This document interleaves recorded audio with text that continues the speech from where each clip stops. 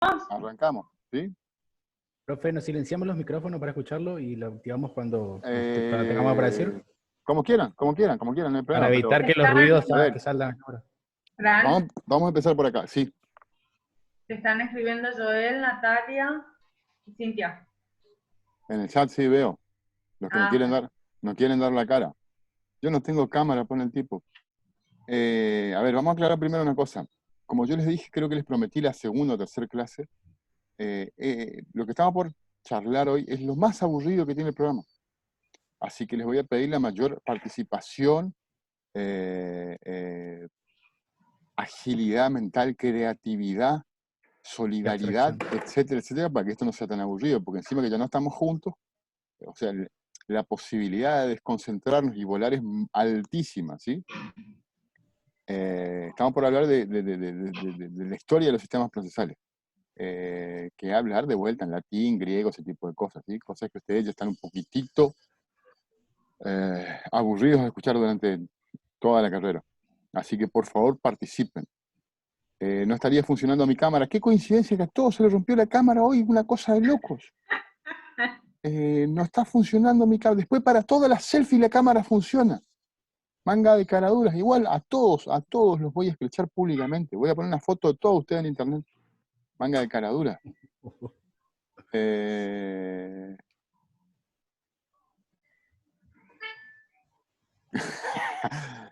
La posibilidad de volar es alta, ¿cierto? Entonces hay que estar concentrados en esto, ¿sí? Y si esto se vuelve monótono, o sea, un monólogo de mi parte, va a ser mucho más aburrida. Por eso la idea es conversarlo. Yo no tengo, Mariano, bueno, está perfecto. Aclaro que estoy grabando la clase, si sale más o menos interesante, la publicamos, ¿por qué ¿sí? no avisaste antes? No, recién empecé a grabar, ¿sí? No, cuando vos Ah, estabas sin camisa no se grabó, Merce, no te preocupes. Mirá, hola Ferchu, poné tu cara, por favor. Eh, no, está Fercho, no lo veo. recién apareció la cara y se la escondió. Insisto, la idea es grabar esto, entonces ya nos queda como material, siempre y cuando nos salga bien, no salga tan denso, tan aburrido, porque en serio el tema es denso. Personalmente a mí me parece muy interesante, pero, pero no niego que es algo de lo que ustedes ya están muy cansados. El único problema acá en el patio son las hormigas, pero después está todo bien. Así que si por ahí ven que salto, ya saben por qué fue. Bueno, a ver, vamos a empezar de poquitito a retomar lo que conversábamos. Primero, tengan en cuenta una cosa, en lo que va de marzo nosotros tendríamos la mitad de clase, o sea, hasta ahora un solo lunes tuvimos clase, y eso nos complica un montón.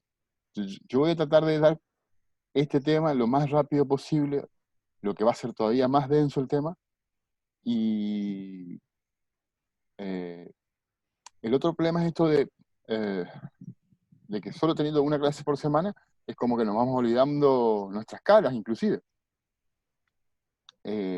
Primero, unos minutitos, hablar, porque yo leí recién a la noche del miércoles pasado lo que ustedes habían escrito sobre la actividad de funciones del proceso.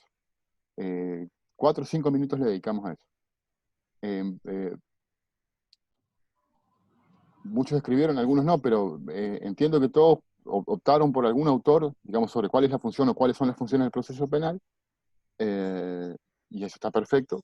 Marcaron, esencialmente, estuvieron de acuerdo con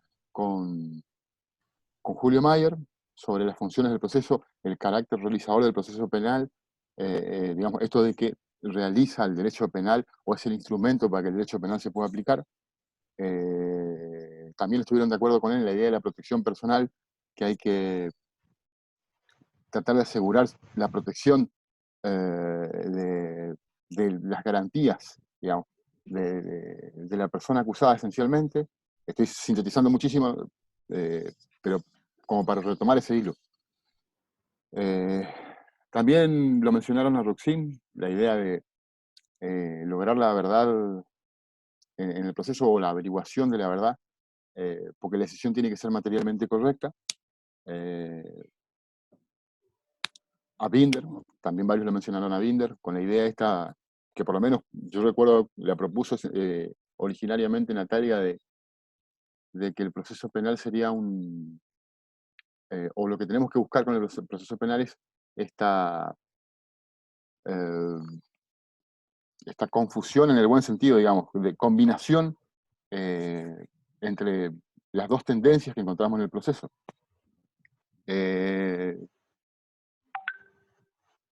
Buenas tardes a los que se van ingresando, los que van ingresando. Y también lo mencionaron a Ferrajoli la idea de racionalizar la forma de juzgar a las personas. Como para cerrar esta idea, yo no creo estar en condiciones de redefinir la función del proceso penal, ¿sí? Pero me parece que en muchos casos se carga la tinta sobre aspectos que no son quizás los que deberían definir el proceso penal.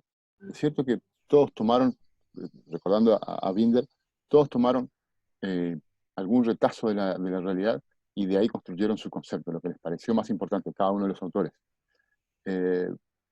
Pero más allá de que el ejercicio intentaba mostrar esto, fíjense la cantidad de finalidades, la cantidad de diversidad de finalidades que podemos encontrar para el proceso, lo que nos complica un poco a la hora de entender para qué está esto, lo que hicimos con el ejercicio de análisis del discurso, ya sobre la idea de para qué está el proceso penal, a mí me parece también, y creo que algo de eso quedó mostrado en el apunte que les pasé sobre Ferrajoli. La idea de él, si se quiere, es muy humilde. Racionalizar el proceso, y muy abstracta, racionalizar el proceso. Ahora, como vieron que trabajamos en ese punto, cuando nosotros empezamos a llevar al plano concreto esa idea, tiene mucho más sentido, y a pesar de que es humilde, porque ciertamente es poco, es esencial. ¿Se acuerdan cuando decíamos, y ahora lo vamos a ver mejor, si el Estado toma para sí la idea de juzgar a las personas y con eso impide y evita que cada uno de nosotros tomemos la justicia por mano propia, como podríamos decir hoy en día, lo hace justamente porque la reacción de quienes podrían tomar justicia por mano propia puede ser demasiado violenta, inhumana, irracional, ¿sí? Entonces siempre la respuesta que nosotros demos, cuando digo nosotros me refiero al sistema penal, dé a un caso, o la forma de procesar un caso, tiene que ser distinta a la que utilizarían ese grupo de personas. Llámese víctimas, llámese miembros de la comunidad preocupados o solidarizados con la víctima, ¿sí? Por eso yo les ponía en el apunte esto de si, cuando, por ejemplo, yo muchas veces escucho, bueno, ponete en el lugar de la víctima, que le digan eso al juez, y el juez no puede ponerse en el lugar de la víctima, no puede porque no estaría haciendo su trabajo, él tiene que contemplar, analizar y ver lo más profundo posible qué le pasó a la víctima, sí, pero no puede ponerse en su lugar, porque dejaría de ser juez, y no tiene ningún sentido un proceso penal donde sea la víctima, la voz de la víctima, o lo que la víctima hiciese, la que decida qué respuesta darle, ¿sí? Y ahí esto tiene mucho más sentido, y no a nivel histórico, sino hoy en día. Una respuesta que va por ese lado, que va por lo que la mayoría pide, también, como dice Ferrajoli, no tiene sentido. No tiene sentido. Ahora, dándole contenido a esto de racionalizar, o sea, explicando más concretamente a qué se refiere, por supuesto, la idea de incluir o de introducir dentro del objetivo la verdad como meta, también es esencial, ¿sí? Ahora, siempre vista la verdad desde la perspectiva de que es una herramienta para racionalizar el proceso o la persecución contra una persona. Sí, pero no se olviden que la verdad puede utilizar, la noción de verdad puede ser utilizada digamos, desde las dos tendencias, por decirlo de alguna manera. La verdad, yo puedo decir, sí, por la verdad voy por todo, busco todo y hago todo lo que sea posible por saber si el tipo fue o no fue, ¿sí? La verdad, digamos, sin límites. Y esa es una noción de verdad. Ahora, del otro lado podemos decir la verdad, o la podemos usar a la noción de verdad en el sentido de, no, espera, si no hay posibilidad de comprobación de la acusación, no hay verdad procesal, de manera tal que esa persona no puede ser condenada. Es decir, la verdad nos puede justificar hacer cualquier cosa en un proceso o limitar que se haga cualquier cosa. Entonces, el concepto de verdad no nos sirve en sí mismo sino es a través de la idea de que es una herramienta para racionalizar el proceso, ¿sí? Y la idea de la protección personal, por ejemplo, o la tutela de los intereses de la persona acusada, decía Vélez Maricondo, un autor que no vemos más, también es importante, pero siempre miras desde esa perspectiva, la perspectiva de que tenemos que lograr una herramienta para perseguir a quienes son acusados de cometer delitos que tenga un plus de racionalidad que eventualmente no tendría. En muchos casos, o en gran cantidad de casos, el que pide la sociedad, esa es básicamente la idea. Si uno tiene en claro, ¿sí?, que esa podría ser o es la función, o debería ser la función del proceso penal, todos los días, en el día a día, un juez, un fiscal, un defensor, tiene más claro cómo interpretar el rol de cada uno y las reglas que deben cumplir en un proceso, ¿sí? Yo no puedo ir por este lado, no puedo hacer algo que sea casi un escarnio del acusado. Tiene que ser más racional. Ahí la noción de derecho de defensa adquiere un sentido muy distinto a que si nosotros simplemente dijésemos la función del proceso es averiguar la verdad. ¿Sí? Es cierto que está dentro de la función, pero siempre visto desde la perspectiva de la racionalidad. ¿Y por qué pretendemos racionalidad? Porque es la mejor manera de humanizar, si se quiere, el proceso. ¿Sí?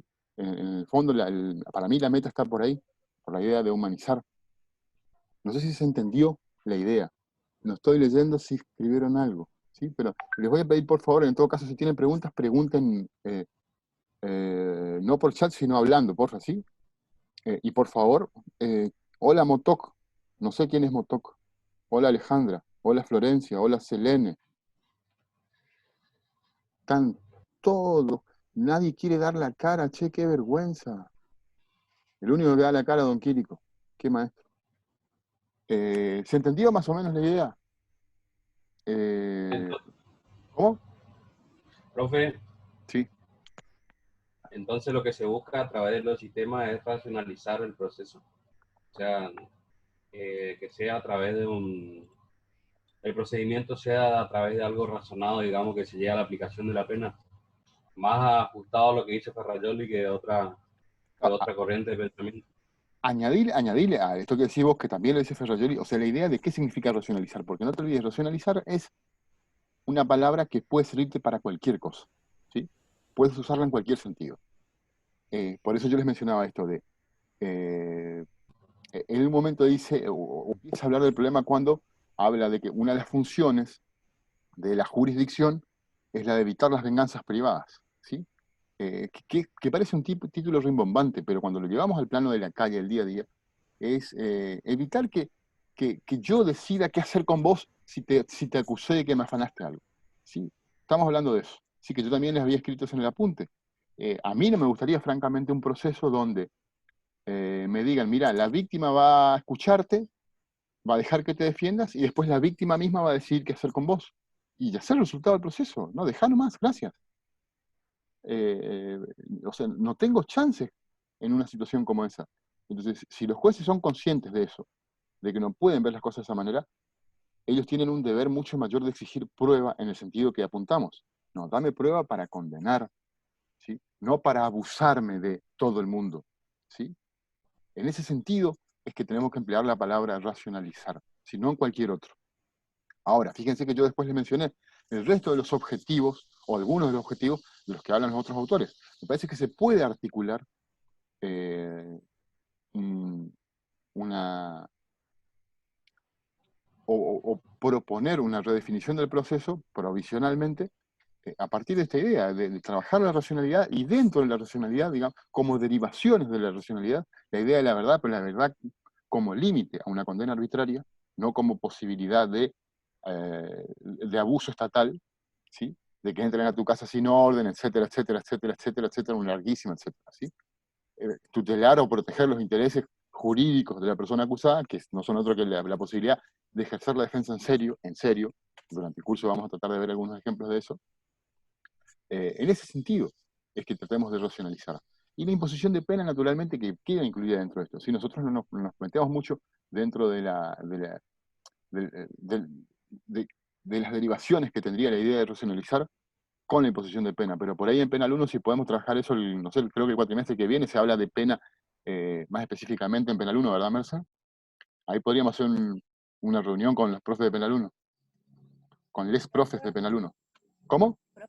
Están avisando que no pueden entrar Bonplan y Cabral y que Mesa y Fercho no le dan el audio.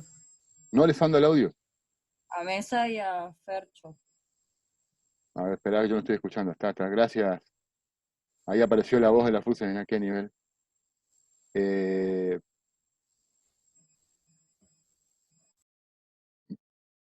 Traten si alguien les puede escribir en el grupo, porfa, traten de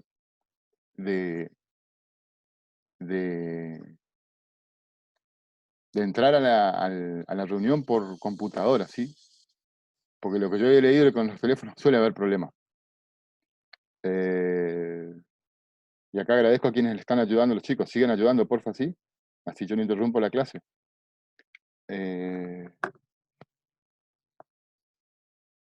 A ver. Hola. ¿Quién es Motok? Yo. No. Acá hay alguien que dice Motok. M-O-T-O-C. Si nos puede contar quién. ¿Cómo? Ni idea, digo. Hola, Juliana. Alejandro nos hace una cara dura, no te anda micrófono, te anda cámara. Después no quiero ver por ahí las selfies tuyas, ¿sí? Ah, motoquero. ¿Y quién sería motoquero?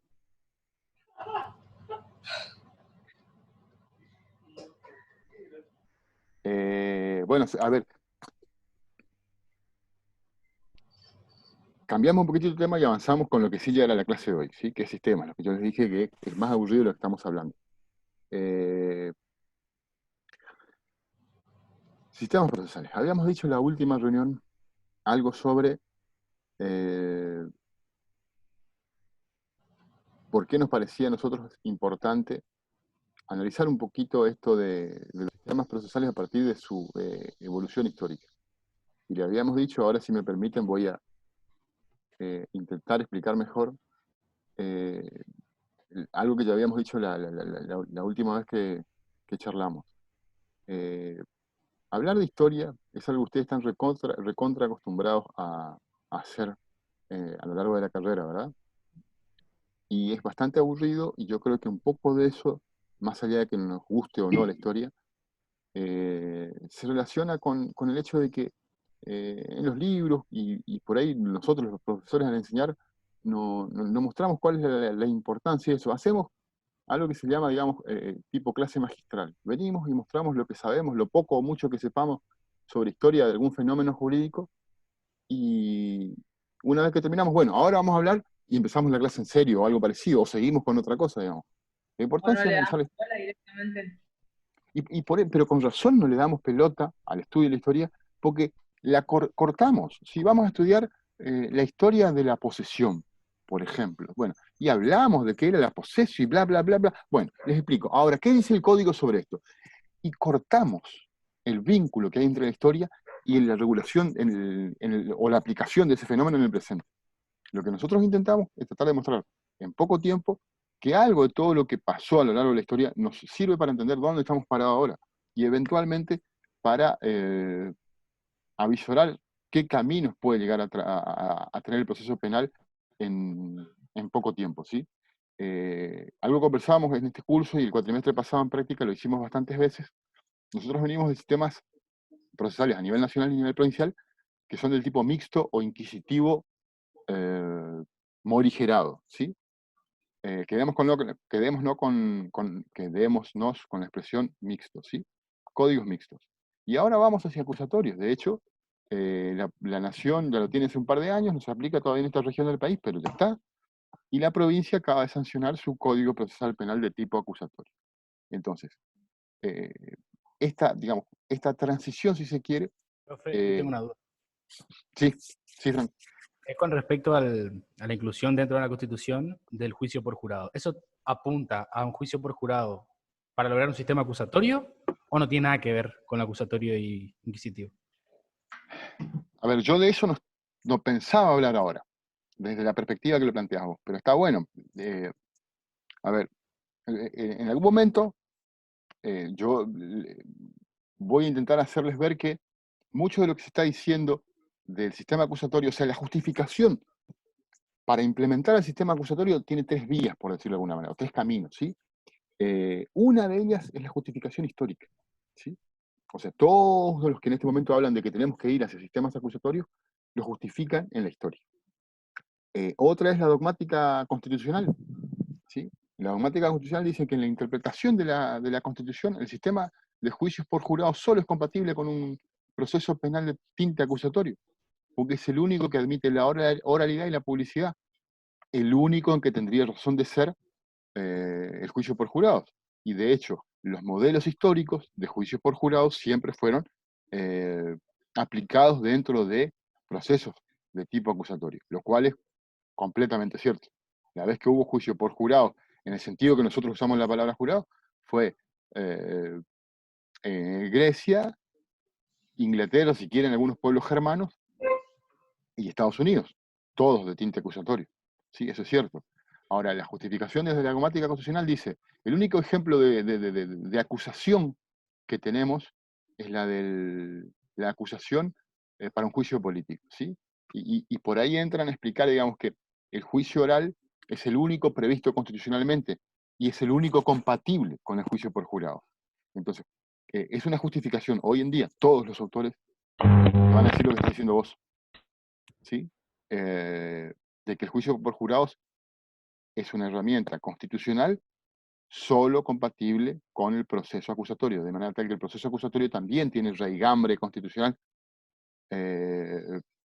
Ahí apareció CTV, en las sombras María, pero CTV. ¿Y por qué tenemos dos Marías? Hola, Vivi. Magali dice que no escucha nada. ¿Quién? ¿Maga? Y Jorge Cabral no se puede ver por ese programa.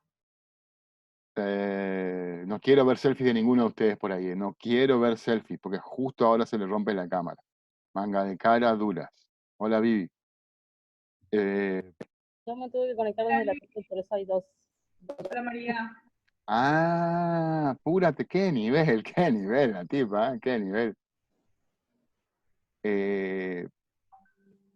Bueno, justamente por esto, por los problemas de conexión que puede tener algunos, que la idea de grabar la clase, ¿sí? Si sale más o menos bien, si no, bueno, le contaremos después a los chicos qué fue lo que pasó.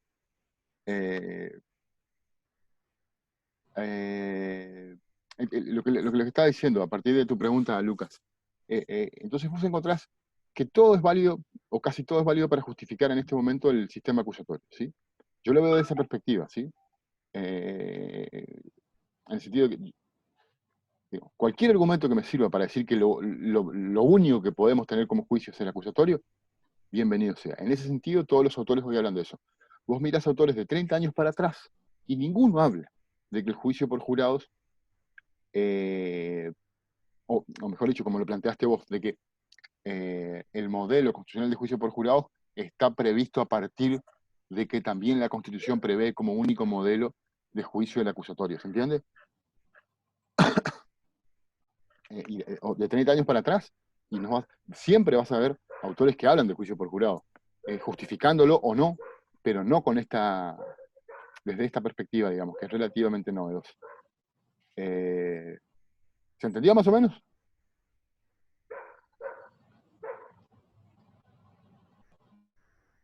Joder, no te hagas el Sí, pavo. entendí, pero también me surge la pregunta de, ¿entonces justificaban el juicio por jurado en el inquisitivo o no hacían eso? No, Eso nadie, nunca se hizo. por lo menos, nadie que yo conozca dijo que el juicio por jurados también es compatible con los procesos de tipo inquisitivo, ¿sí? Ahora sí vas a encontrar un montón que digan que es compatible con el proceso mixto, lo cual también es cierto, porque el juicio dentro del sistema mixto precisamente regula toda la etapa del juicio público y oral, donde es posible el juicio por jurado. ¿Sí? De hecho, hubo proyectos a principios del siglo XX, ¿sí? Para la provincia de Buenos Aires, donde se preveía la implementación del juicio por jurado en lo que sería en aquella época algo muy incipientemente asimilable a un proceso de tipo mixto. quedó ahí, porque nadie estuvo de acuerdo en implementar el juicio por jurado. Ten en cuenta que el juicio por jurado, en definitiva, aparece en la aplicación de nuestro país en la década del 90 del siglo pasado recién.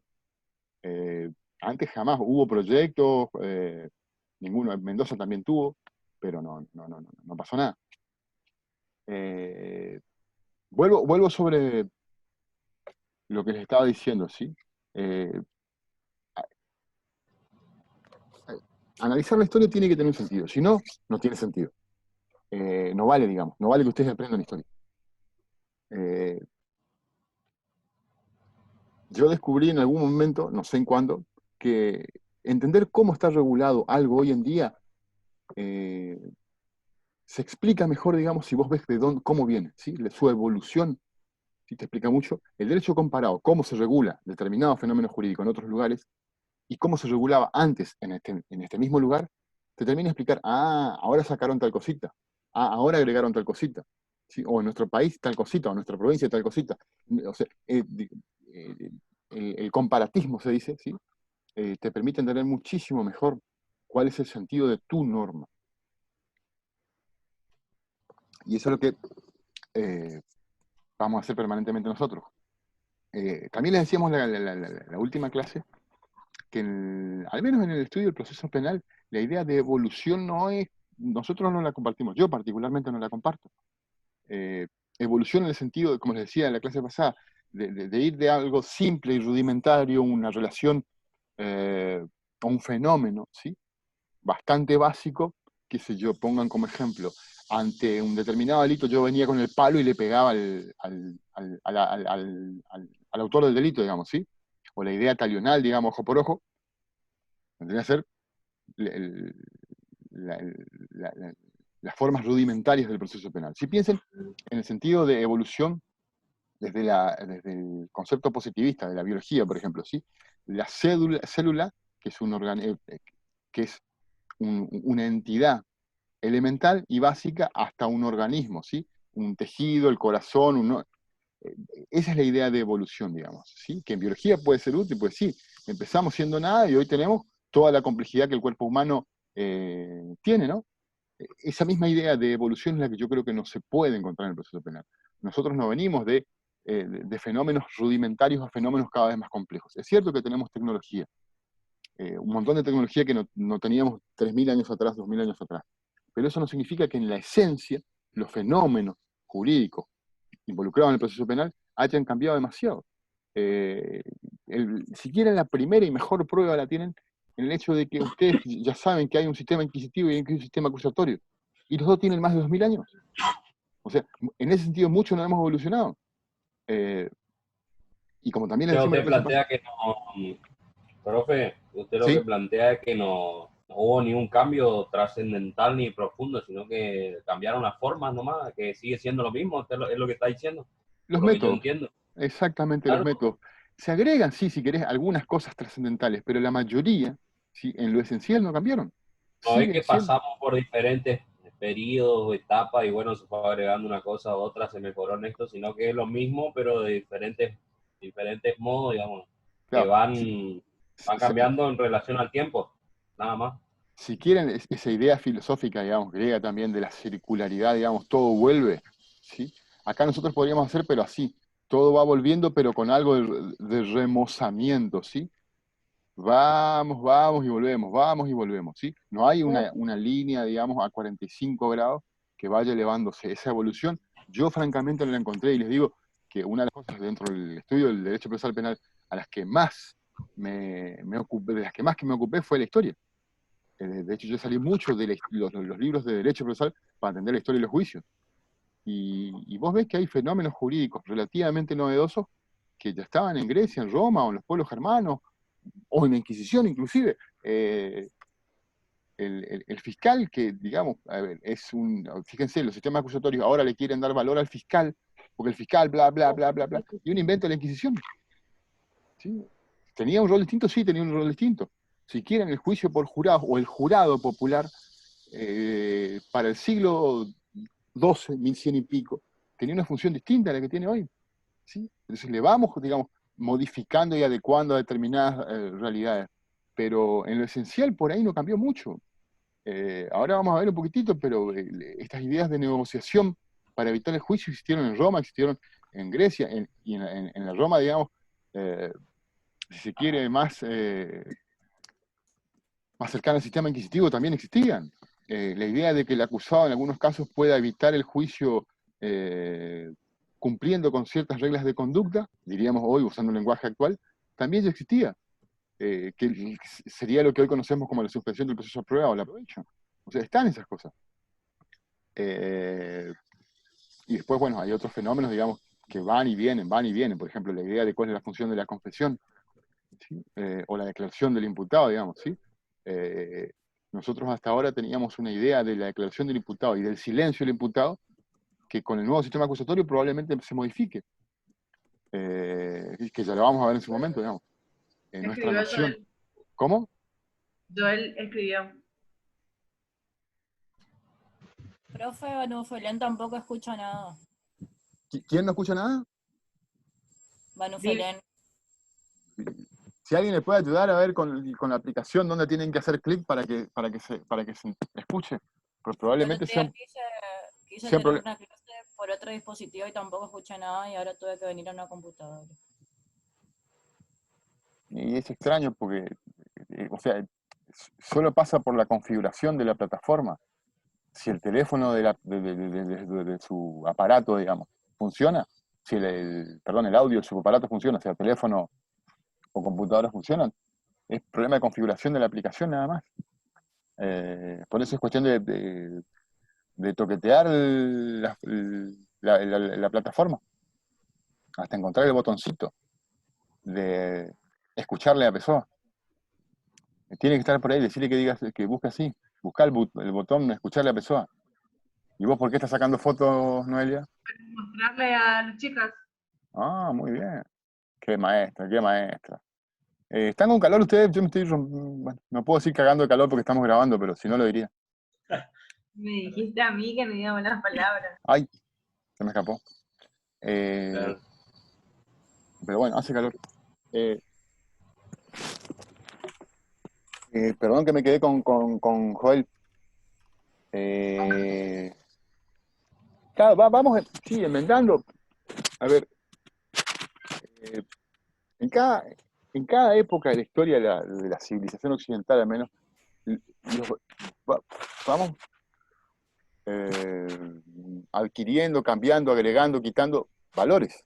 ¿Sí? Y los valores definen, ¿sí? A cada sociedad en un momento dado. Y a su vez redefinen cosas como el proceso penal. El proceso penal existió siempre, de una u otra manera existió, así como la guerra, así como los contratos. Entonces, de acuerdo a los valores de cada época, vamos decidiendo para qué lado vamos yendo. Y un poco de eso se trata. Porque lo que yo necesitaba por decir es esto. Espera, María, tengo entendido que lo que se está intentando cambiar es que el juez ya no participe de la parte investigativa, ¿es así? ¿Sí? Quieren que solo los fiscales se encarguen de... Exactamente, sí. Alejandra...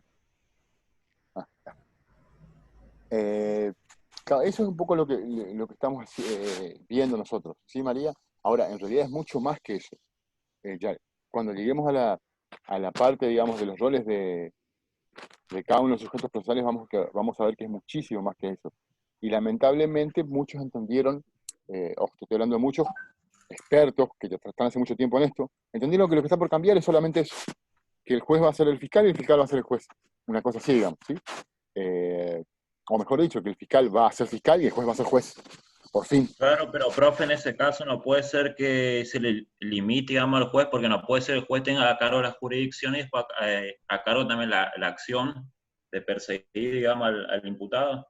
En eso estamos completamente de acuerdo. Si se quieren, la gran diferencia para mí relevante entre un sistema y el otro, en términos conceptuales, es decir, como concepto,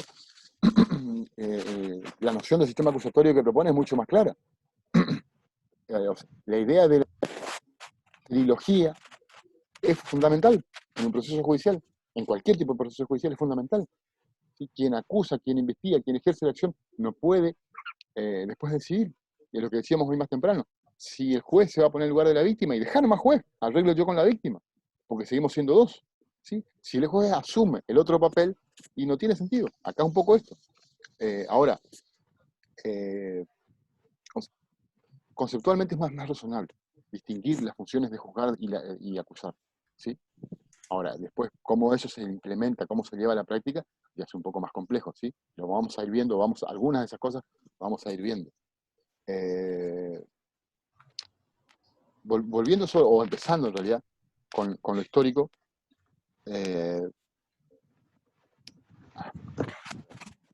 a ver si... a ver, estoy por probar algo que no había probado nunca, No es el cannabis, ese tampoco probé todavía, pero a ver la pizarra. Voy a probar la pizarra. Ah, no, sí, ya había probado, no sirve la pizarra, a ver, sí. ¿Ven esto que estoy compartiendo? Sí. Bueno, a ver, amplío. Porque tengo por ahí un PowerPoint, pero hoy estaba pensando, el PowerPoint, francamente, me parece que no nos sirve tanto como esto que les estoy mostrando. ¿Qué es el pizarrón? Vamos a usar un pizarrón, a ver si es más interactivo. ¿Sí? Un pequeño repaso, porque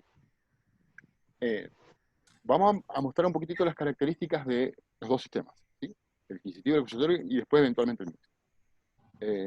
Ahora, a mí me parece, y les digo por lo que investigué, me parece que lo más importante del proceso penal, o analizar los sistemas procesales, nos lleva a marcar las diferencias entre uno y otro, las contradicciones, ¿sí? Los antagonismos. Y me parece en este momento, estoy bastante convencido de que el problema no pasa por ahí. Al nosotros empezar y preocuparnos demasiado, porque ustedes van a ver todo, y de hecho ustedes ya tienen un poco eso, preocuparnos tanto por las diferencias, por los antagonismos, me parece que estamos perdiendo el foco de lo que verdaderamente es importante, que son sus similitudes, en qué se parecen uno y otro sistema. ¿Sí? ¿Se entiende la idea? Ustedes van a ver, todo libro les habla, el acusatorio era el inquisitivo era ¿sí? Por supuesto que en los libros que ustedes tienen más a mano, en este momento hablan mal del inquisitivo y hablan bien del acusatorio. ¿Sí? Cuando yo estudiaba en la facultad, no se hablaba muy bien del acusatorio, se hablaba bien del mixto. Los libros proponían eso como lo mejor que teníamos. ¿Sí?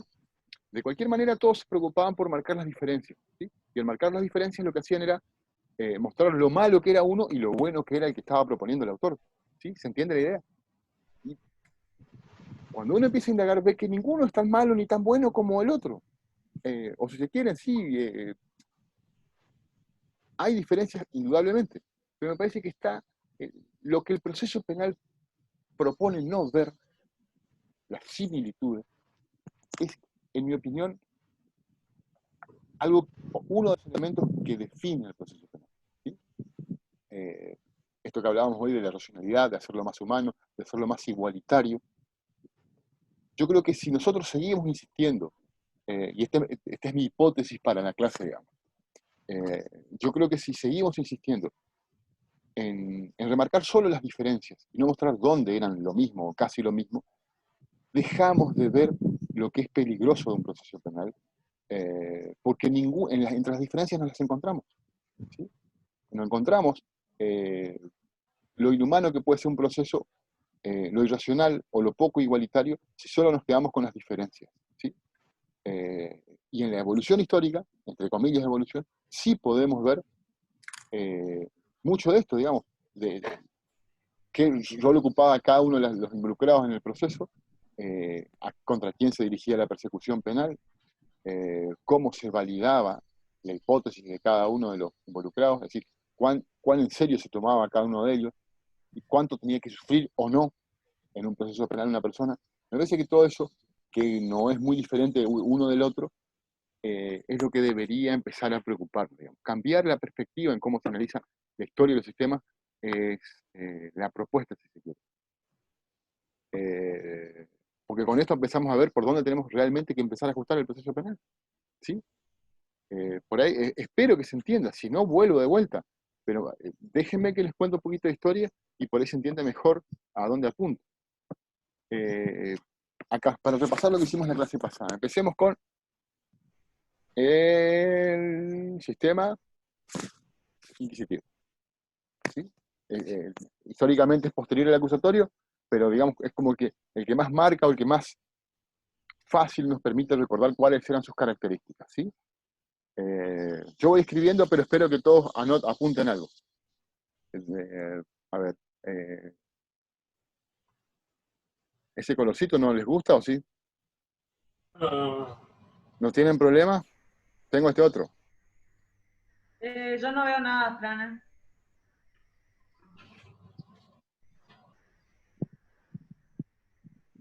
¿Ahí no ves nada, Merced? No. ¿Alguien ve algo de lo que estoy escribiendo? ¿Cómo? Sí, se ve la jurisdicción y la acción. Sí, señor. Yo veía y apreté la... acá está, ahí veo. Fíjate, Merced, porque tendrías que ver por ahí. ¿No ves nada? Hay que apretar la foto del profe, digamos, que aparece en una pantalla.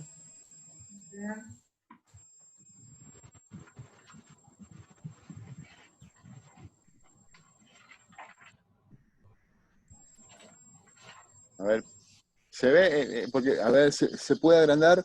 Alejandra, Ahí está, ahí está. Alejandra, Ahí ¿ves ando. bien o no ves bien? O si no voy al... A ver, si veo... Un poquitito.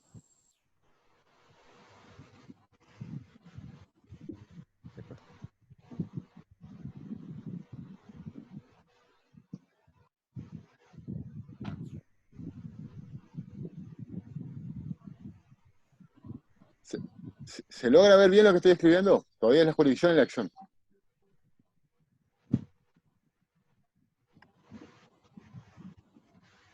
¿Sí? ¿Se ve o no? Sí, yo Sí, veo bien. la acción, sí. Son de carácter público.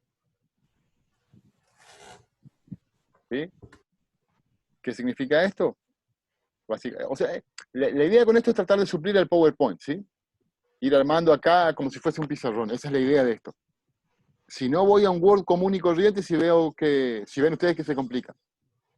La acción y la jurisdicción son de carácter público. ¿Qué significa? Primero, cualquier persona puede ser acusador.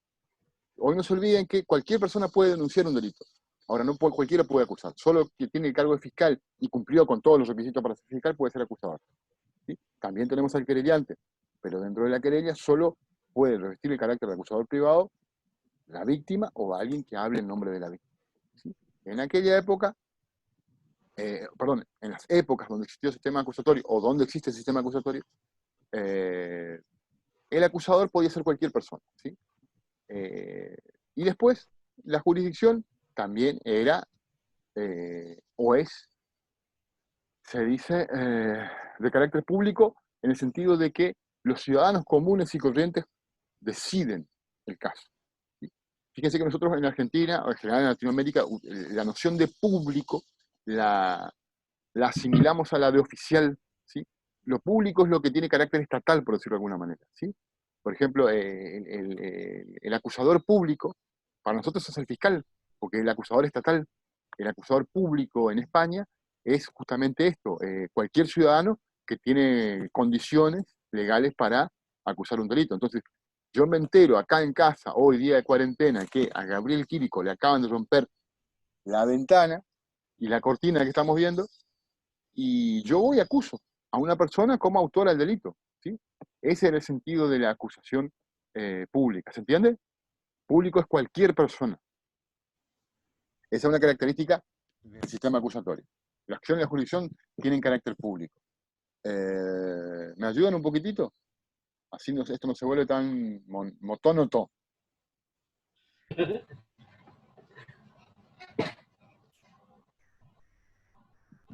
¿Qué otra característica tiene el sistema?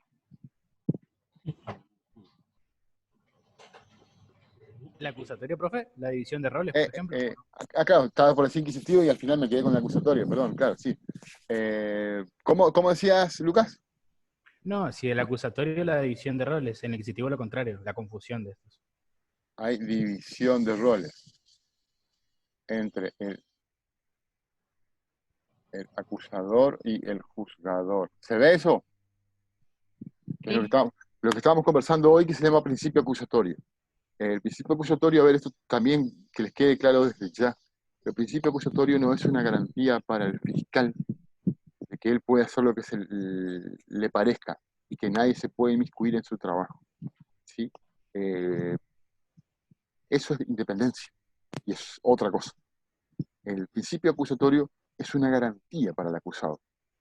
Una garantía de que el que va a decidir no estuvo contaminado investigando o acusándolo. ¿Sí? Siempre el principio acusatorio tiene que ser visto desde esa perspectiva.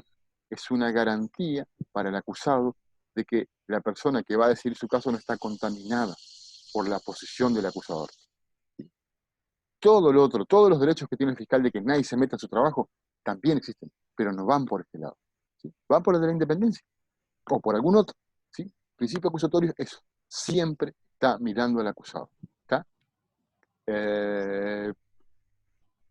Les ayudo yo con otro. La prisión preventiva era una excepción. Así dicen los libros, ¿verdad? Es decir, ¿qué significa esto? Que la persona, hasta el momento de que se ejecuta la condena, permanece en libertad. ¿Sí? Y esto, dicen, era la regla casi absoluta, o es la regla casi absoluta en los procesos de tipo acusatorio. ¿Se Entonces, en el acuerdan? proceso acusatorio se mira siempre al acusado, no a la víctima. No como es en el sistema Por el mixto. principio acusatorio. A ver, una cosa es el sistema, está bien tu pregunta también. El sistema acusatorio es una cosa, ¿sí? Sí. El principio acusatorio es la base de ese sistema, ¿sí? Pero no son exactamente lo mismo, ¿sí? El principio nosotros en este momento lo tenemos que ver en realidad como una garantía. Ya vamos a hablar de esto, conversamos por ahí hace poco con Merce sobre garantías y principios. Digamos, pero el fundamento del sistema acusatorio es este principio, si se quiere, ¿sí? Que es el de dividir los roles, ¿sí? Para asegurarnos de que quien condene no haya estado ya preocupado por investigar. En ese sentido, ¿sí? Es que intenta proteger al acusado de una condena arbitraria. ¿Sí? Gracias. ¿Se entiende?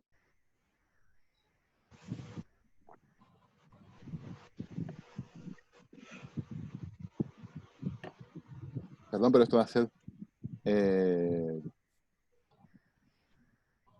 ¿se acuerdan de alguna otra? A ver, la prueba. ¿Otra característica de la oralidad, profesor? ¿No? Vamos con esa. Bueno, el juicio es oral y público. Perfecto. Estaba por hablar de la prueba. La prueba se rige. Así están los libros, ¿sí?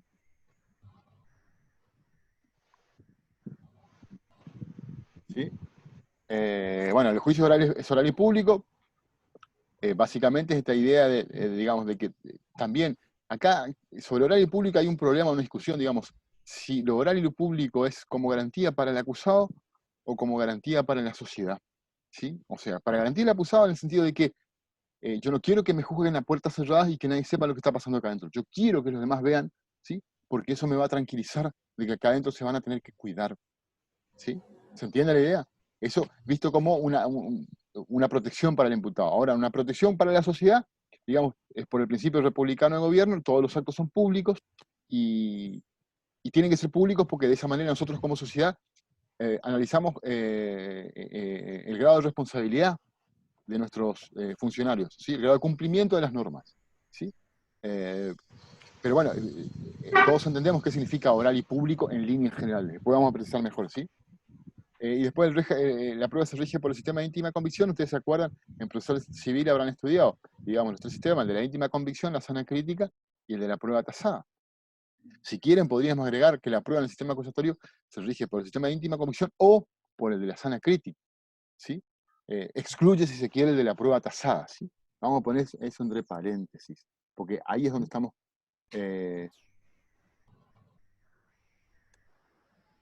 ¿sí? ¿Se lee, verdad? Sí. Hablando de prueba, la inmediación. Claro, digamos, oral público y por ende Le vamos a poner así, inmediación. ¿Sí? O sea, hay inmediación. La única forma de asegurar la inmediación es por medio de la oralidad.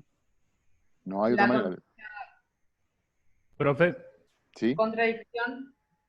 También hay. cuando usted pregunta, cuando usted habla de la prueba, que se excluye la prueba tasada, eso en el sistema civil, en el proceso civil está permitido, ¿verdad? ¿A qué está permitida la prueba tasada o está permitida la...? Es que se usa la prueba tasada en el proceso civil. Claro, a ver. Perdía uno, ahora la... La boquita esa, me parece que esto no puede publicar. Hasta donde recuerdo, francamente, yo les confieso, sí, después de la reforma del Código Civil, a Código Civil y Comercial, todavía no tuve oportunidad de estudiarlo por completo, sí, la estudié por partes, las partes que tienen más vínculo con nuestra disciplina, digamos, con lo penal. Pues yo recuerdo que en el viejo Código Civil, por ejemplo, los contratos de más de 10.000 pesos solo podían probarse por escrito. Eso es prueba tasada. Sí, no sé cómo está ahora. Claro, a lo que voy es, los documentos públicos actualmente, como era antes también, funcionan como prueba tasada, dan plena fe, por así decirlo, de lo que ellos contienen. Exactamente. Bueno, perfecto. Ahí tienes un buen ejemplo, otro ejemplo. Tiene sus matices en el proceso penal lo del instrumento público, el valor probatorio del instrumento público, ¿no? Ojalá podamos ver un poquitito eso en profundidad en su momento. Y lo digo desde desde la jurisprudencia. Uno encuentra un montón de fallos donde no hacen caso omiso a información contenida en instrumentos públicos. ¿Por qué? Porque por el principio de libertad probatoria del proceso penal. Pero ya nos vamos a introducir mucho en eso. Por ahora, nada más queremos identificar lo que los libros nos dicen sobre las características de cada uno de los sistemas, ¿sí? ¿Qué otra característica tiene el sistema acusatorio?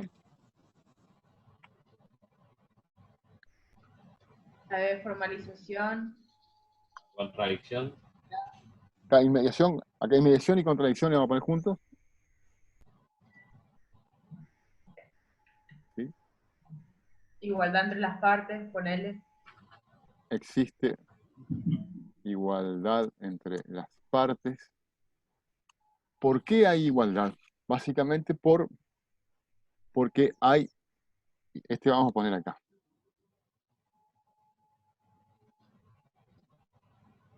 ¿Por qué?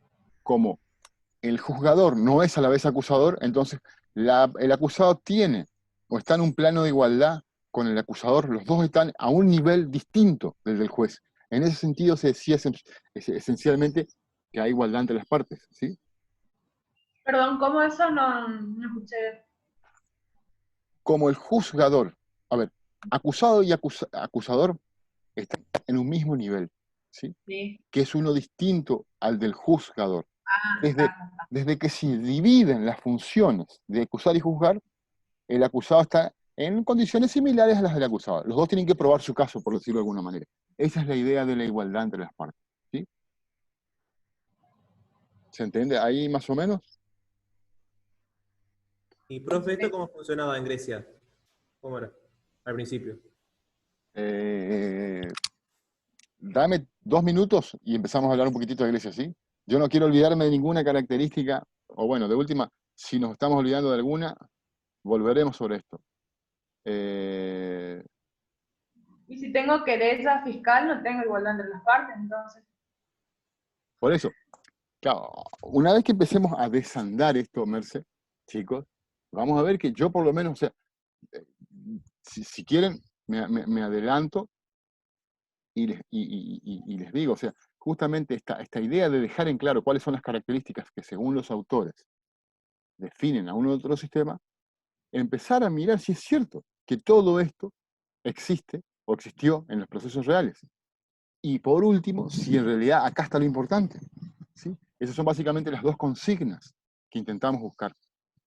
¿Se entiende un poquitito? Perfecto. Entonces, ahora, la idea básicamente es la de trabajar con las características para después empezar a explorar los distintos modelos históricos y ver qué en realidad tenían y qué no.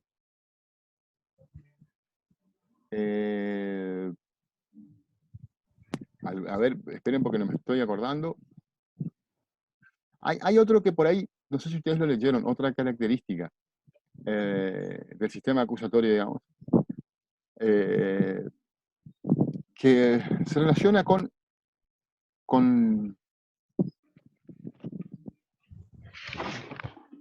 qué busca, por decirlo de alguna manera, el proceso penal o el sistema penal en general. Se supone, según...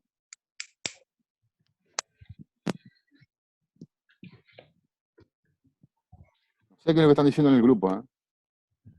¿Cómo? No, sin spoiler, convidá, Joel. Hola, hola, ¿se me escucha a mí? ¡No!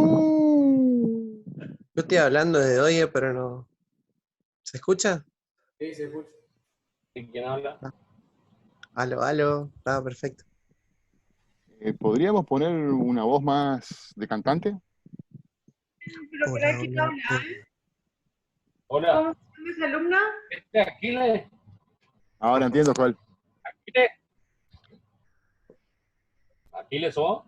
Sí, soy yo, soy yo. Él es Pero, Leo, que está en ¿Cómo cuarentena, estás, pobrecito. loco? Leito, Leito. ¿Cómo está Leito? Listo. ¿Cómo está, Leito? ¿todo bien? Qué Estamos, grande. estamos de hoy, ¿eh? Qué Tenía mentiroso que sos, desactivado el Leito. micrófono. Qué mentiroso que Sí, sos, de Leito. verdad estaba así. Sí, sí, es estaba que hablando de la igualdad de parte, todo, y no me escuchaba nadie. Sin cielo, nadie le escucha al pobre. está desayunando. Pobrecito, ¿Cómo está, profe? No, que no, para nada. por Eh, eh, favor.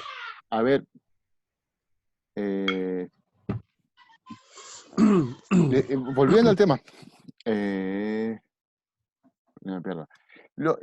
En algunos libros, no en todos, hablan de que la función del sistema penal en general, digamos, y por ende del proceso penal, es la de, en el sistema acusatorio,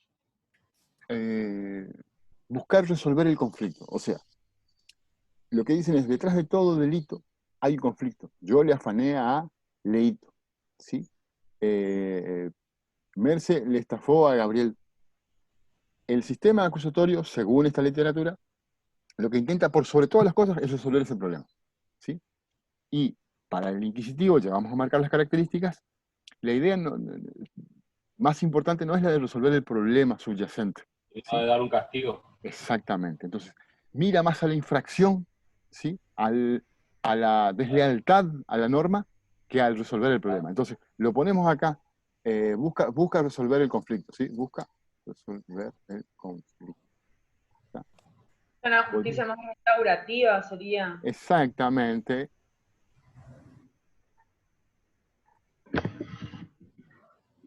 ¿Va quedando esto?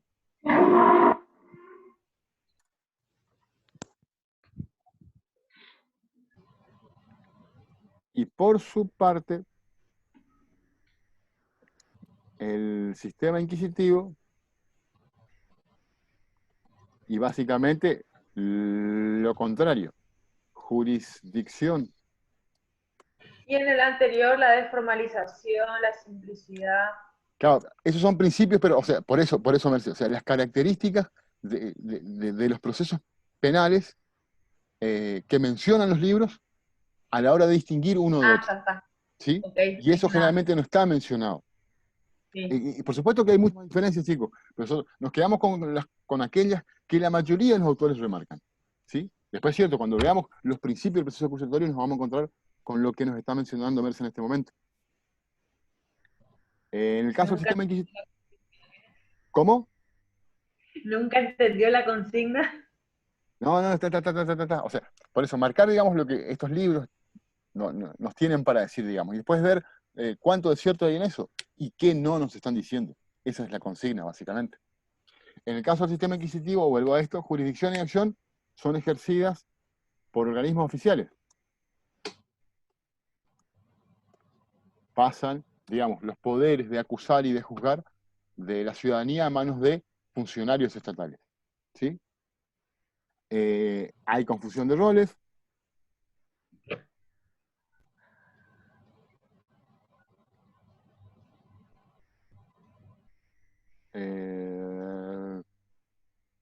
El acusado en un plano de desigualdad, justamente porque ahora el juzgador y el acusador son la misma persona, el mismo sujeto, el mismo órgano. La regla es la prisión preventiva. La prueba se rige por el sistema de prueba tasada. El acusado sí. ¿Te deja todo por escrito, asentado? El sistema de prueba legal o tasada, sí, también es escrito exactamente, ya vamos a hacer. El sistema de prueba legal o tasada, bueno, ustedes más o menos lo conocen, es aquel donde la misma ley, la misma norma dice qué valor tiene cada tipo de prueba, digamos, esencialmente el testimonio, ¿sí? El proceso es escrito